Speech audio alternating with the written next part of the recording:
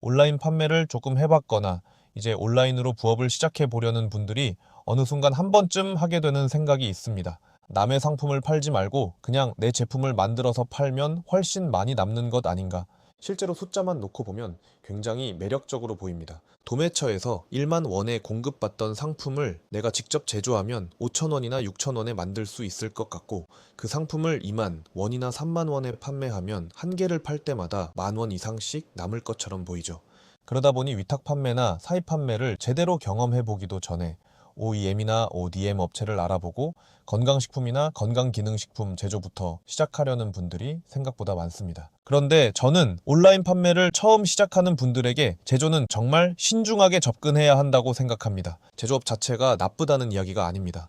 잘 팔리는 상품이 있고 고객이 있고 어느 정도 판매량이 검증된 상태에서 제조로 넘어가면 당연히 굉장히 좋은 전략이 될 수 있습니다. 문제는 아직 아무것도 검증되지 않았는데 마진 하나만 보고 제조부터 시작하는 것입니다. 생각해보면 대기업들도 신제품 하나를 시장에 내놓을 때 굉장히 많은 준비를 합니다. 시장 조사를 하고 소비자 조사를 하고 기존 제품의 판매 데이터를 분석하며 제품을 개발하고 테스트하면서 패키지와 가격까지 여러 번 수정합니다. 이미 수많은 고객을 가지고 있고 전국적인 유통망이 있으며 브랜드 인지도와 광고 예산까지 갖추고 있는 기업들도 그렇게 준비합니다.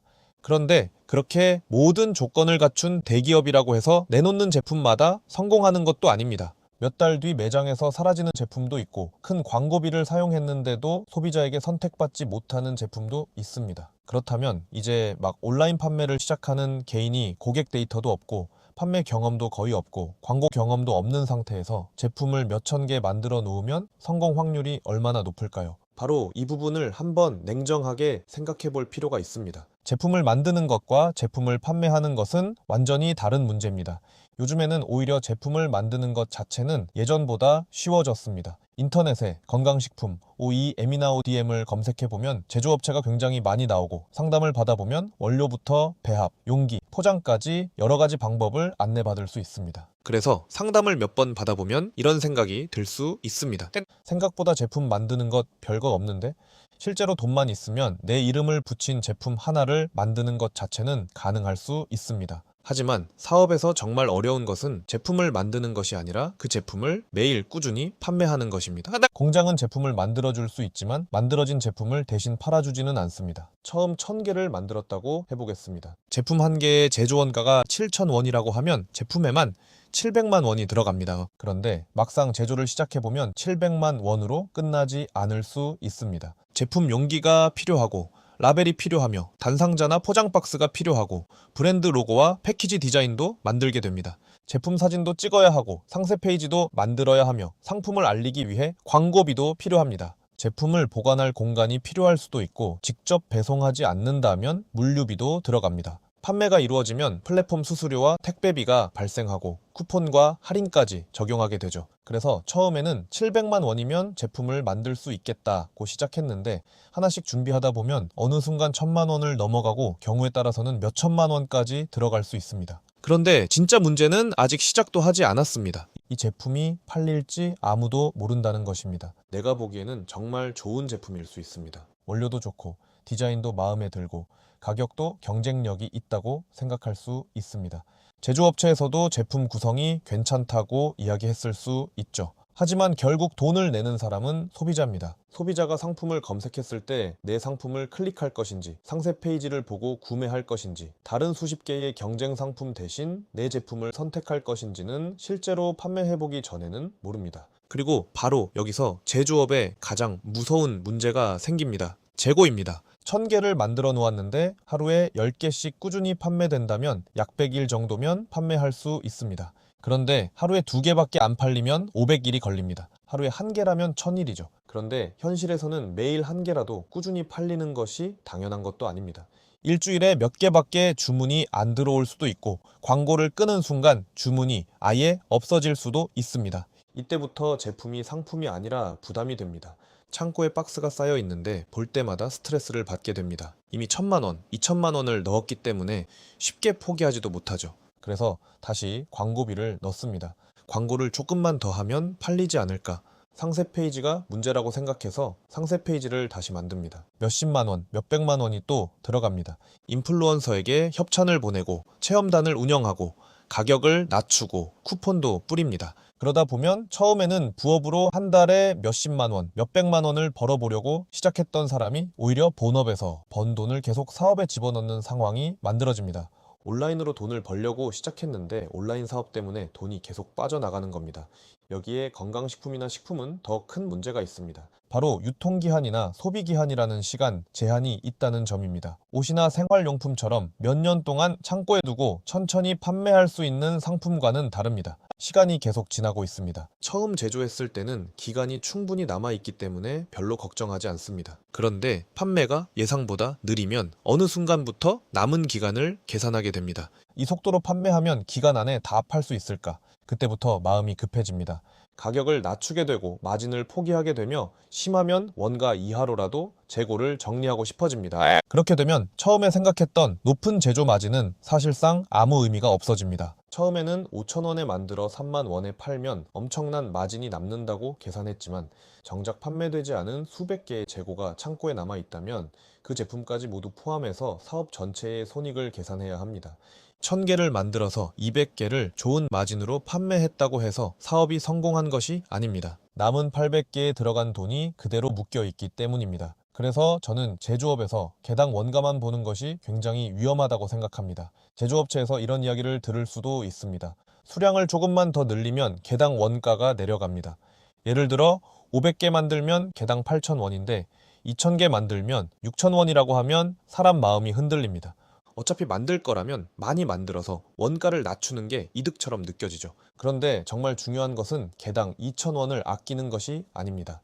2,000개를 판매할 수 있느냐가 더 중요합니다. 원가를 낮추기 위해 생산량을 4배로 늘렸는데 판매량은 그대로라면 원가는 낮아졌지만 사업 위험은 훨씬 커진 것입니다. 그리고 건강 관련 제품은 단순히 제조와 재고만 신경 쓰면 끝나는 것도 아닙니다. 여기에서 하나 정확하게 구분할 부분이 있습니다. 우리가 흔히 말하는 건강식품과 법적으로 분류되는 건강기능식품은 같은 개념으로 생각하면 안 됩니다. 일반 식품인지 건강기능식품인지에 따라 확인해야 할 기준이 달라질 수 있고 제품에 표시하는 내용이나 판매할 때 사용하는 표현도 신중하게 접근해야 합니다. 제품을 만들었다고 해서 내가 원하는 표현을 마음대로 사용해서 광고할 수 있는 것이 아니라는 것이죠. 결국 제조를 시작하면 단순히 좋은 상품 하나 만들어서 스마트 스토어나 쿠팡에 올리면 된다는 수준을 넘어 훨씬 많은 것을 관리해야 합니다. 그런데 더 안타까운 것은 이런 일을 처음부터 굳이 감당하지 않아도 된다는 것입니다. 온라인 사업의 가장 큰 장점 중 하나가 무엇입니까? 작게 시작할 수 있다는 것입니다. 오프라인에서 가게를 하나 시작하려면 보증금도 필요하고 인테리어 비용도 들고 월세도 내야 하며 여러 장비까지 구입해야 할 수 있습니다. 장사가 될지 안 될지 몰라도 큰 돈을 먼저 넣어야 하죠. 반대로 온라인 판매는 상품 하나부터 시작할 수도 있고 위탁 판매를 이용하면 재고 없이 판매를 먼저 경험할 수도 있습니다. 그런데 온라인 부업을 한다면서 처음부터 수천만 원을 들여 제품을 제조하고 창고에 재고를 쌓아버리면 온라인 사업이 가진 가장 큰 장점을 스스로 없애는 것과 비슷합니다. 저는 그래서 순서가 중요하다고 생각합니다. 처음에는 가능하다면 위탁 판매처럼 위험이 낮은 방식으로 상품을 판매해보는 겁니다. 마진은 제조보다 낮을 수 있습니다. 하지만 팔리지 않으면 다른 상품을 테스트할 수 있고 재고에 큰 돈이 묶이지 않습니다. 그러면서 실제 고객을 만나게 됩니다. 어떤 상품이 잘 팔리는지, 어떤 연령대에서 구매하는지, 고객이 어떤 점을 궁금해하는지, 가격을 어느 정도로 설정해야 하는지, 한 달에 몇 개 정도 판매할 수 있는지 데이터가 생깁니다.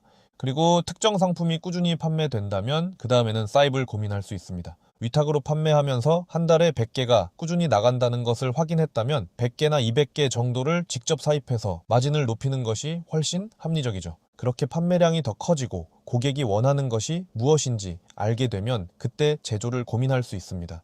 이 순서라면 제조를 할 때 상황이 완전히 달라집니다. 이미 내 상품을 구매할 가능성이 높은 고객이 있고 월 판매량도 어느 정도 예상할 수 있으며 기존 제품에서 고객들이 불편해했던 부분까지 알고 있기 때문입니다. 즉, 이 제품이 팔릴까라는 막연한 기대를 가지고 제조하는 것이 아니라 이미 팔리고 있는 시장을 보고 제조하는 것입니다. 대기업이 신제품 하나를 출시하기 전에 시장과 소비자를 시장을 분석하는 이유도 결국 같습니다. 아무리 자본이 많아도 시장에서 선택받지 못하면 제품은 실패할 수 있기 때문입니다. 그런데 개인은 대기업처럼 실패 비용을 감당할 자본이 없습니다. 대기업에게 제품 하나의 실패는 수많은 사업 중 하나일 수 있지만 부업을 시작한 개인에게 1,000만 원, 2천만 원의 재고는 생활 자체에 부담을 줄 수 있습니다. 그래서 개인일수록 더 작게 시작해야 하고 더 많이 검증한 뒤에 돈을 넣어야 합니다. 특히 온라인으로 부업을 시작하는 목적을 다시 생각해 봤으면 좋겠습니다. 본업 외에 추가적인 수입을 만들고 싶어서 시작한 것인데 시작부터 대출을 받고 제조비를 넣고 광고비를 넣고 재고 걱정까지 하게 된다면 원래 원했던 부업과는 완전히 다른 사업이 되어버립니다. 퇴근하고 온라인으로 조금씩 판매 경험을 쌓아보려던 사람이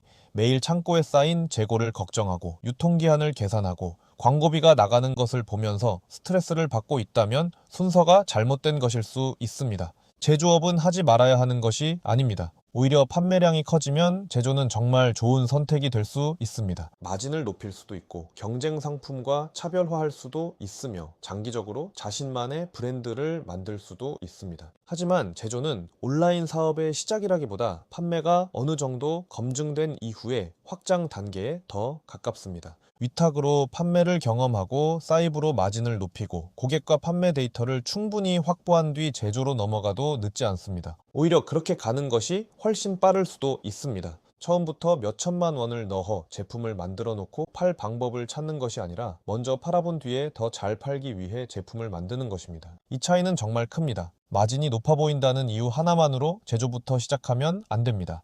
제품을 만드는 것은 생각보다 어렵지 않을 수 있지만 그 제품 수백 개, 수천 개를 소비자에게 판매하는 것은 완전히 다른 문제입니다. 특히 유통기한이 있는 상품이라면 시간까지 내 편이 아닐 수 있습니다. 온라인 사업을 시작하면서 가장 먼저 해야 할 일은 큰 돈을 투자하는 것도 아니고 멋진 브랜드를 만드는 것도 아닙니다. 먼저 판매해보는 것입니다. 팔릴지 몰라서 제조하는 것이 아니라 어느 정도 팔린다는 것을 확인하고 제조하는 것.